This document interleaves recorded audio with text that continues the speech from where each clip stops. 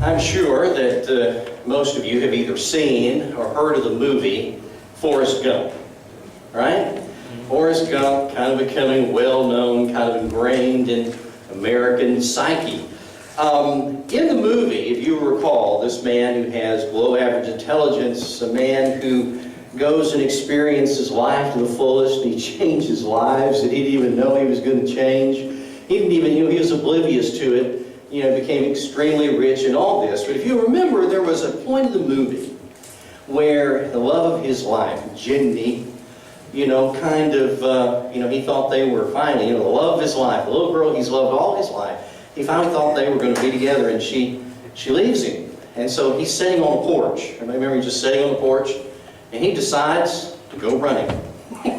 And he decided he'd run to the end of his pathway, and then he just kept on running and running and running, and if you recall, he ended up running coast to coast, and it covered a little over 3 years. He just started running, and he didn't quit, but along the way, he became very well known. He got on the news, and people were following his track across the country, and not only that, but there were people who started following him.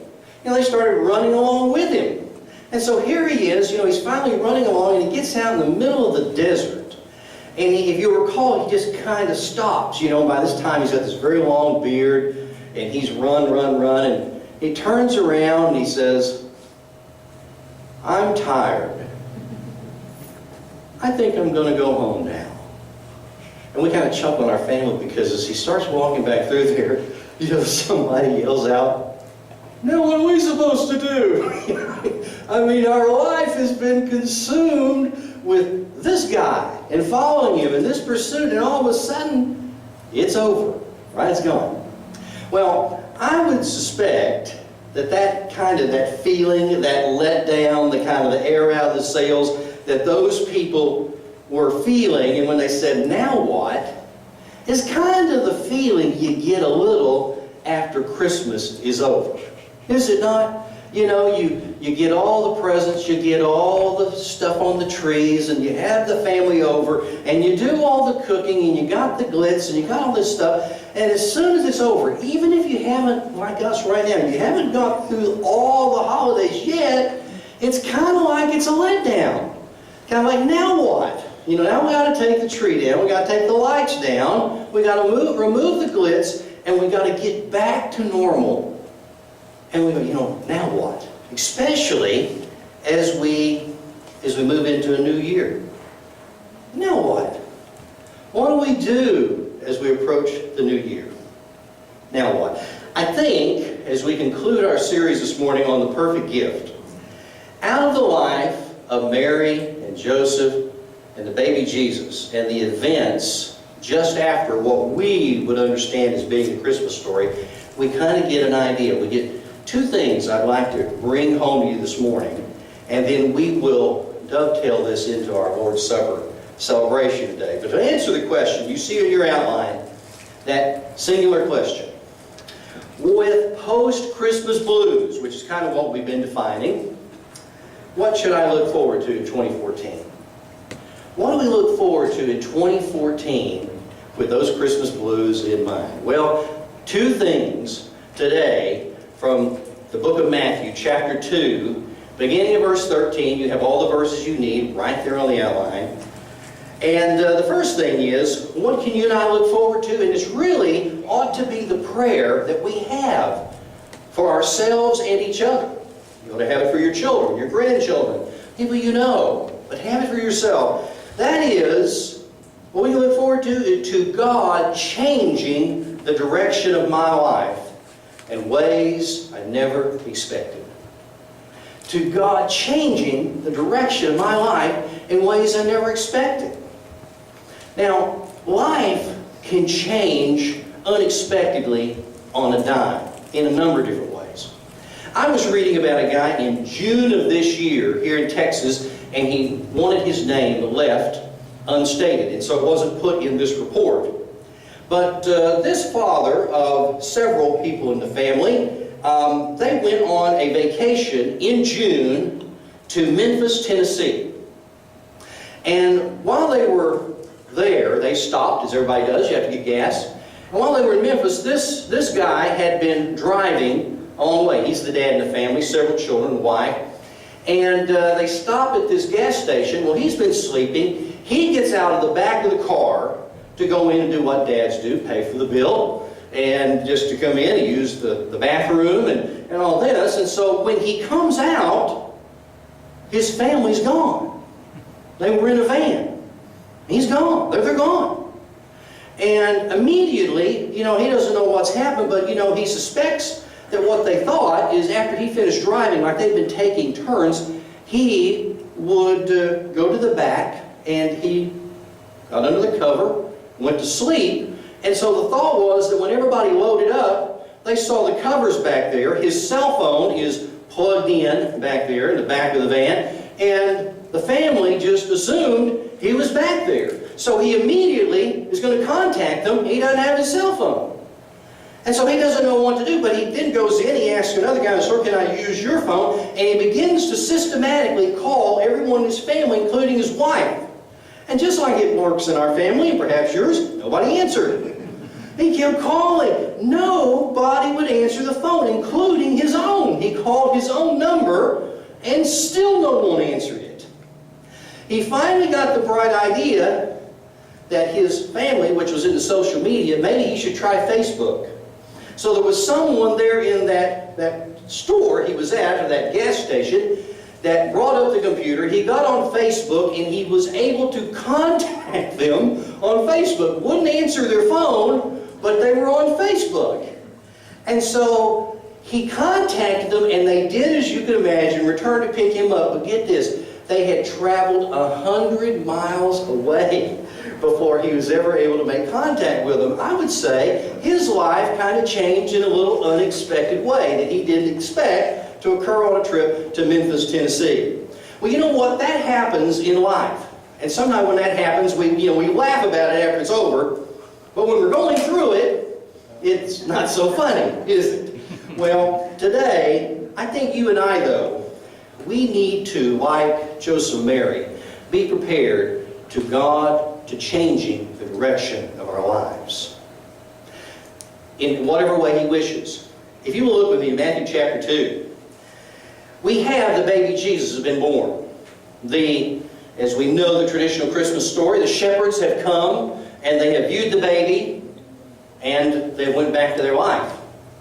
The wise men, as we call them, the Magi, men who came from the east, perhaps people who were Persian, or they may have been ancient Parthians. The Parthians were the ones that were probably the chief opponent of Rome at that time, but they came, and apparently probably with more fanfare than what we usually see at the Christmas story. They come and they visit the baby Jesus. Apparently weeks, perhaps months, perhaps even years after Jesus had been born, and the family still in Bethlehem, haven't removed. Probably months more than anything. But nonetheless, they come. And that's what we pick up in Matthew chapter 2, verse 13 and following. It says, when they, that is the Magi, had gone. Stop there.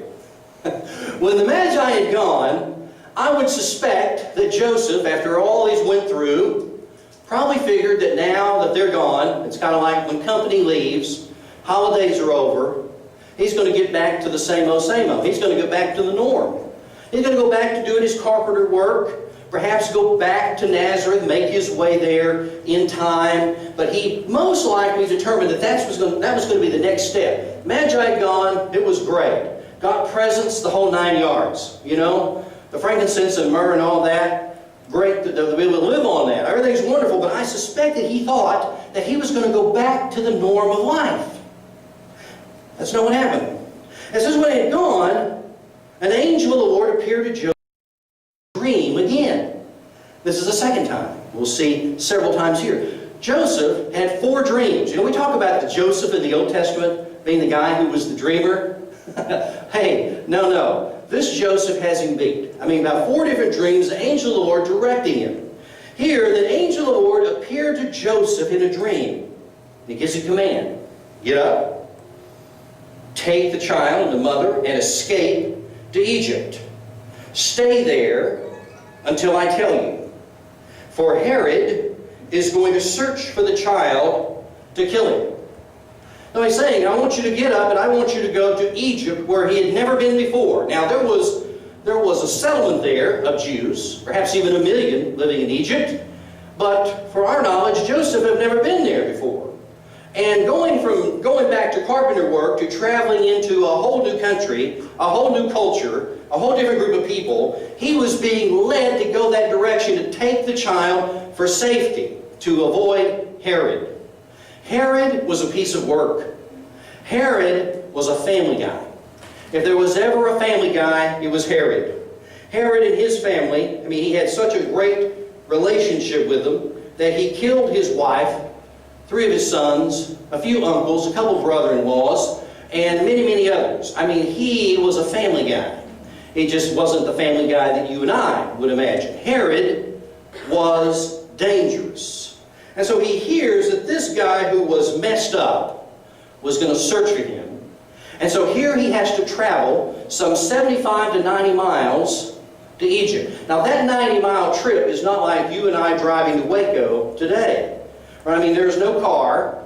He's going to have to travel. He may have to go in a caravan. If so, he's going to have to hope a caravan is moving that direction. If not, he's going to have to go on his own, something that wasn't highly recommended in that day. But he's going to have to travel between 75 and 90 miles. A whole lot different than just going back to doing your carpenter work. And it says here that he got up, he took the child and his mother during the night, and he left for Egypt, where he stayed until the death of Herod. May have been a few months, may have been a few years. And so was fulfilled what the Lord had said through the prophet in Hosea 11:1. Out of Egypt I called my son, which in Hosea was the idea of the Israelites coming out of Egypt. But here, the ultimate true fulfillment of who the true Israel is Jesus Christ himself, the Son of God. He says, I'm going to send you to Egypt and will fulfill that ancient prophecy. Ultimately, out of Egypt will come my son. You and I, generally speaking, don't we like it when God invades our lives? Don't we want that? Don't we want God to invade our lives and do great stuff? What do we want God to do? When He comes in, we usually want Him to invade us with joy and peace and prosperity and everything going well. That's what we want, right? But what happens when God invades and He goes past the no trespassing signs in your heart and mind? In those areas where we really don't want God fiddling around. When God says, I want to uproot you, I may want to relocate you geographically. I may want to move you to a new job. Or alternatively, I may want you to really dig in the job where you're presently at, even though you may not like it. Or He comes in and He wants us to change how we deal with our finances and do them from a more biblical standpoint. Or He invades how we parent our children and directs us to do it differently. And God comes in any number of ways, and you and I all have different no trespassing zones in our lives where we very often don't want God to mess around. And really, if we're honest, none of us really like change for the most part. There's some people who really, really do, but they are the minority. Most of us don't like change. We may say we do, and we may like to do new things, but changing it up really unsettles us, particularly if your plan had been to go back to the same old, and enjoy your life and settle in. And God says, no, there are people who are going to try to kill you, and the one who's going to kill you is a psychopath, and you've got to get out of Dodge as quick as possible and head over to Egypt. All of a sudden, God has changed the direction of your life and mine entirely. The popular devotional book writer Oswald Chambers, some of you may have read his devotional. I read the thing every year, my utmost for his highest. And in there, even just this past week, he had an entry, and it goes like this. Not often, but every once in a while, God brings us to a major turning point. great crossroads or defining moments in our lives.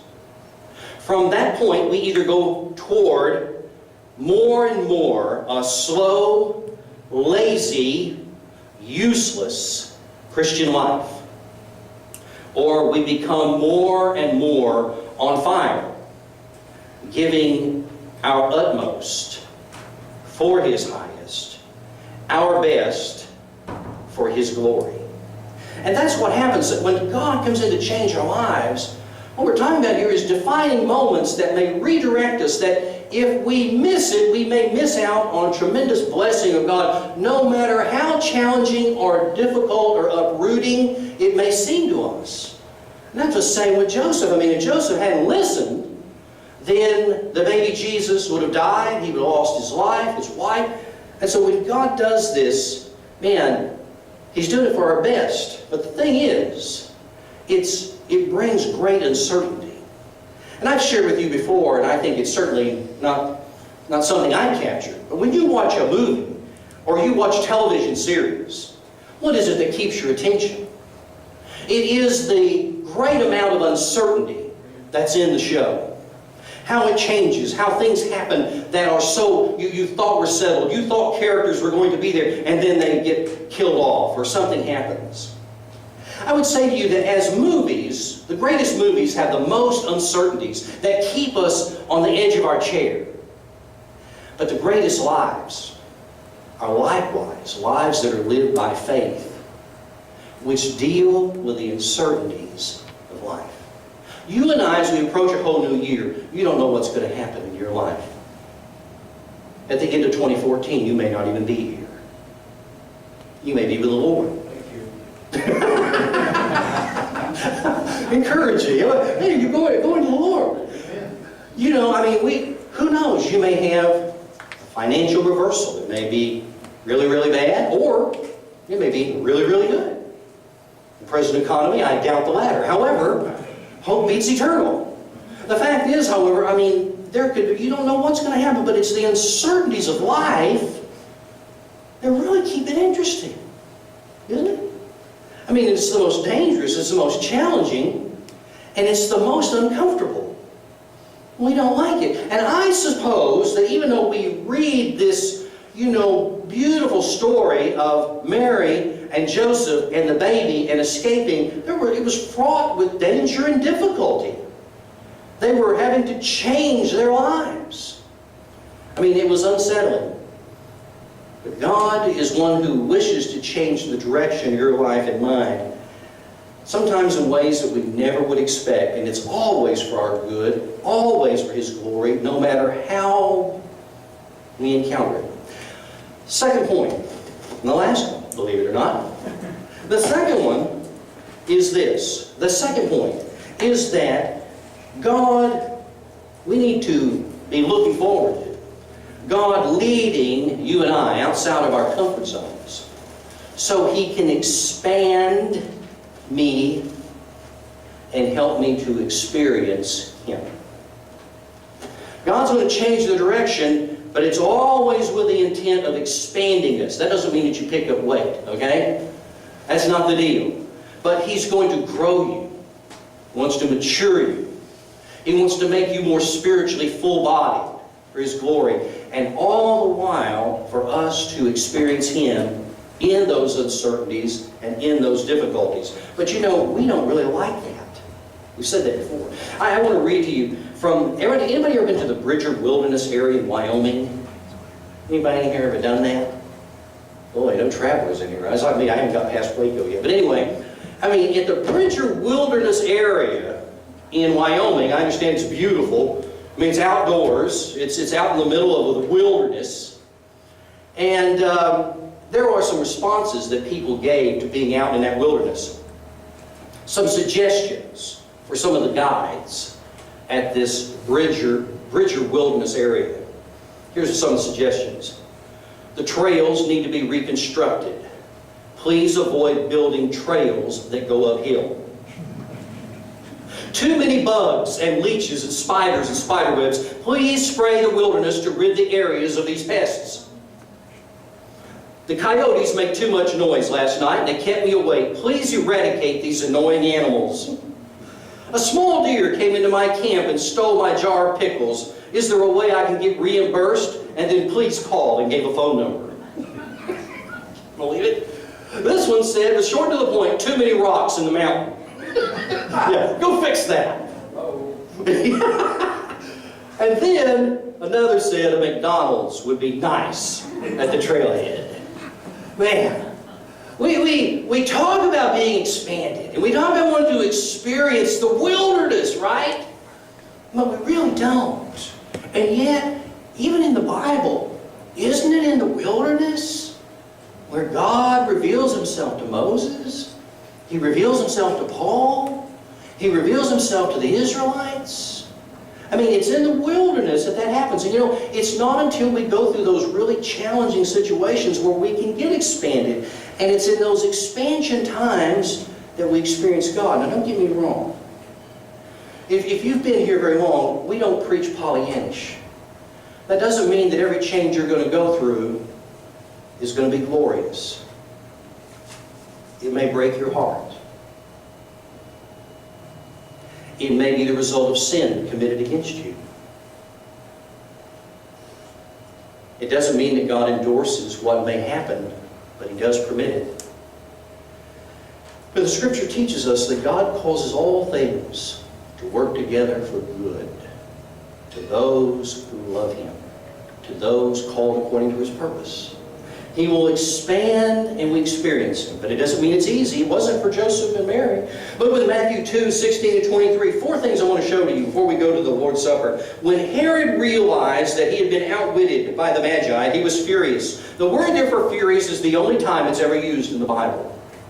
It's a unique word. I mean, he was extremely mad. And when you get a psycho mad, wow, you better watch it. And he gave orders to kill all the boys in Bethlehem and in the vicinity who were 2 years old and under, in accordance with the time he had learned from the Magi. That is, from the time they'd apparently seen this star, he was calculating. He didn't want to miss it. He didn't want to kill the children that were just weeks old because he might miss this one that's been prophesied about. And so he goes all the way back to the time they first saw the star, so it's 2 years and under. And in the little town of Bethlehem, that you might think that's hundreds of thousands. That would have been probably more like 30 to 50. But nonetheless, in that small town, significant. And it says, then what was said through the prophet Jeremiah was fulfilled. A voice was heard in Ramah. That was a town 8 miles that was north of Jerusalem. Weeping in great mourning.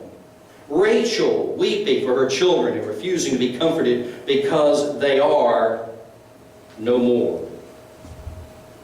The first thing here is that this idea of Rachel weeping. Rachel had died about 1,300 years before. The Israelites, in that passage of Jeremiah, was talking about the Israelites being deported to Babylon. But she had become the face of the mother of Israel. And so the idea is when her children are persecuted, she wept. And so it says this is the ultimate fulfillment of that. But there's something that jumps out here, and it's something we kind of build on what we said a moment ago. What is it that when God expands us, matures us, and wants us to experience Him, how does He do it? Well, when He does it, and however He does it for the reason of giving us a fresh new perspective.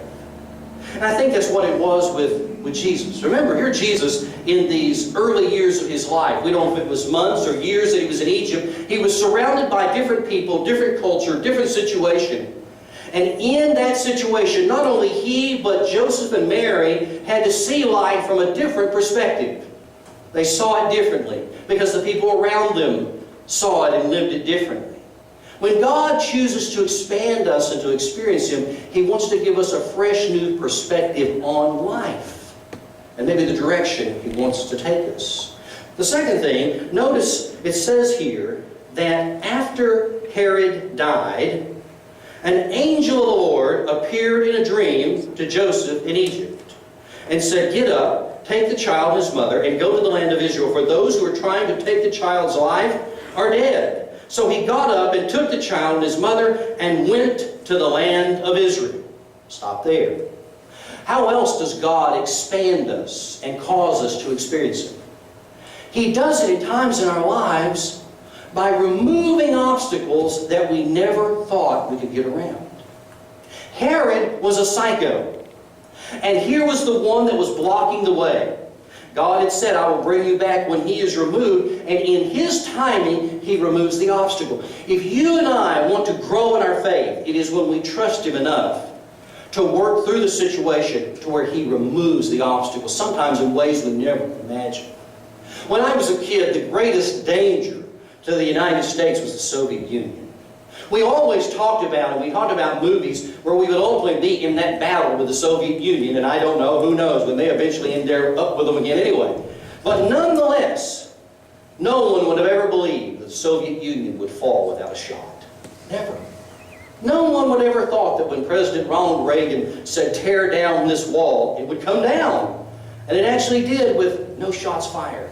Sometimes God removes obstacles in our lives in amazing ways that we never thought could happen. But you know what we often do? And boy, this is a challenge for me, and I suspect it is for you, is to run when the obstacle is too big. It is to walk away when it's too challenging. And sometimes when we do that, we miss out on the great blessing of God.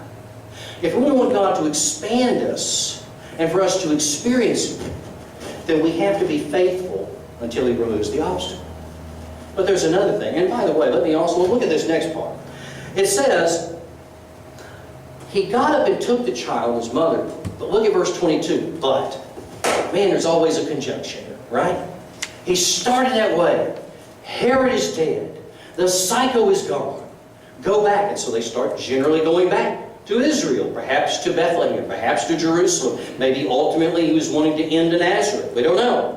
But he starts in that way. But he says when he heard that Archelaus was reigning in Judea in the place of his father Herod, he was afraid to go there. And he should.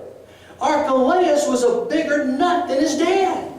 When he came to power, the first thing he did was remove by death 3,000 people who had been his supporters. I mean, Archelaus was a mean dude. And so here God says, go back.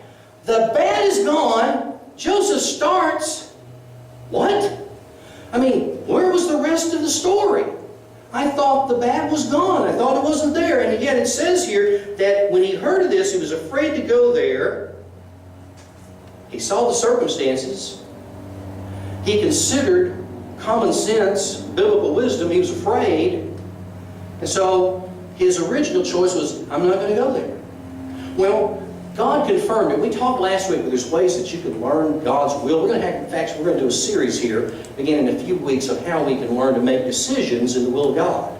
But here, what happens? God says, he came, having been warned in a dream, he withdrew to the district of Galilee and went and lived in a town called Nazareth. That's where he grew up. That's probably ultimately where he wanted to go. But the fact was, this move, go this direction, don't go that way. What happened? First he looked at the circumstances, he used a little common sense biblical wisdom, and then God confirmed it through his word, through the commands of Scripture. Yes, you need to be afraid. Don't go that way, go this way. Now get this. Once he moved away from Archelaus, though the problem was he was moving into Herod's other son, Antipas. I mean, Herod, after he killed all his kids, he still had a bunch of kids running around, running stuff. But Antipas was a little more sane than his dad and brother had been. The fact was, that's where he went. Here's the third thing. How else does God expand us to experience him? He often not only removes obstacles, he brings them. He brings them. And he grows us as we deal with them. And sometimes the way we have to deal with them is through examining the circumstances. By using some common sense biblical wisdom. By confirming those things with the commands and the counsel of the Word of God. But we have to be willing to do that. And again, so God can expand us in removing obstacles and bringing them. And as he brings them, the reason they're there is for you and I to learn to look for his direction in how we are to proceed. And so, this is what Joseph did. But you know what we normally do? Whenever we have a situation where there is a Herod removed, and the next thing you know, we're moving this way, it's going to be great, and then God brings an Archelaus into our life, You know what we often do? We get upset. No, I do. You get mad at God. I've been betrayed here. I thought I was supposed to go this way. I mean, God was going to bring me away from a Herod, and then He brings me to an Archelaus. I read a story a number of years ago about a lady who had 9 children. God bless her. I mean, she had 9 children. And she had went off to the store and lived down kind of in a rural area. When she came home, she found 5 of her children in a circle. And they were all playing, and they were all laughing, and they're in a circle. And she noticed that somehow or another, these children had all went out and retrieved 5 little baby skunks. And they're playing with them. Well, as you can imagine, she was frightened. She didn't know these skunks obviously would have rabies. And so what she does is she yells, "Run, children, run!" And they all did, in different directions. But before they ran, they each grabbed a skunk. And as they're running with the skunk, they're squeezing the skunk. And I don't know if you know, but skunks don't like to be squeezed. And when they do, what happens? You've got a stink on your hands, right? Very often in our lives, when God's trying to expand us and help us experience Him, I know in my own life, and I perhaps in yours, and I wonder if Joseph didn't have some of that in his thought pattern, that he squeezed the skunk, or thought about it. Very often we squeeze the skunk. A little different than squeezing the Charmin for those of you who are a little older, but the fact is that when we squeeze the skunk, it stinks. So, there's one final thing, though, that we get here. It says that once He went to Nazareth, it says in the middle of verse 23, "So was fulfilled what was said through the prophets, that He would be called a Nazarene." Nazareth was a town that was somewhat insignificant, but it was also a town where there was a Roman garrison. Many people felt that those who lived in Nazareth were people who were turncoats, because they were more accommodating to the Romans. So to come out of Nazareth was not a popular thing. And so when it says here He would be called a Nazarene, if you go back in the Old Testament, if you have a study Bible, you will never find a singular verse in the Old Testament that says that Jesus will be a Nazarene. But the Nazareth idea is a characterization of character. And out of that city, it was not only insignificant, it was looked down upon because it would seem to be rebellious. And the idea was, if you remember in the life of Jesus, one of the disciples says to another, "Come, let's go check this guy out." And they said, "What good thing could come out of Nazareth?" Well, that was the idea. Here's the other thing. Sometimes God wants to expand and us to experience Him in different ways. Some of us like being outside of the comfort zone.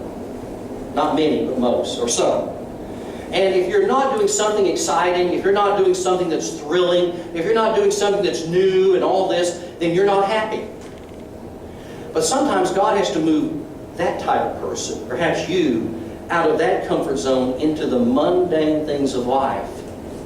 Sometimes God takes you out of your comfort zone to expand you to experience Him in just fulfilling your potential in the day-to-day mundane things of life. Putting one foot in front of the other. Meeting the challenges that come your way. The successes and sometimes the failures. And when we go to our Lord's Supper, let me just tell you this little story. There was, in August 31st, 2002, I think I've told you the story. Any of you ever heard of Phil Brabbs? Phil Brabbs. You're not a real popular name, is it? Well, he was and perhaps still is in Michigan. Phil Brabbs was the place kicker from Michigan University. A number of years ago, as they were playing the Washington Huskies. And there were 5 seconds left in the ballgame. And Mr. Brabb was the place kicker, and he was called upon to come into the game with 5 seconds left to kick a 44-yard field goal. Michigan takes their football, like Texas, seriously. There are over 100,000 people in the stands watching the game. Mr. Brabb had come in earlier in the game in the first and second quarter and missed field goals that were of the same distance and less. When he came out at halftime, he took practice kicks. And he tried a number of them. He missed them all. They all went left. As a result of that, he was pulled. And the other place kicker was put in his place, and he came in at a crucial part in the fourth quarter, kicked a field goal, and missed it. 5 seconds left. Coach has a decision to make. 44-yard field goal Brab is a normal, and he picks him to come into the game. He comes in, 5 seconds left, you guessed it, he kicks it, he makes it. In Michigan, it is called the kick, because he came in, beat the Washington Huskies, they carried him out, thousands of people everywhere, Brab's a hero. Next year, he hurts himself, he has to quit football, goes in, gets a degree in engineering, becomes an IT guy, and then also something else funny happens. He becomes a Christian. 10 years later, he's at a Michigan high school, and he's talking about what everyone thought he was going to talk about, as he was talking to graduating high school seniors about the kick. Oh, he thought for sure it was going to be about the kick, the great success, the kick. That's what everybody wanted to hear about. And this is what Brab said to those high school seniors. I don't know if he ever got voted back to come back, but this is what he said. Be a failure. Now, as you hear that, that could not have been something that would have just really revved up the crowd, but he explained what he meant. Be a failure. It's the misses that propel you forward in life. He says, because I am so thankful for the misses, because this day they're helping to guide me through some of life's toughest challenges. You see, in the normal day-to-day activities, God may expand you to experience Him in the kicks of life, those great successes. But very often it is the misses and the failures that prepare us for the kick. It is also those misses that just, in those failures, in those difficulties of life, that God is the most real. And as much as we may not want the failures, it is then you experience the hand of God. I ask you today, is Christ in your life? Are you ready for 2014? If you've never given your life to Christ, I encourage you to do that. And I'd just like you, I'm going to ask you, if you will, to just close your eyes for a moment, and I'd like us to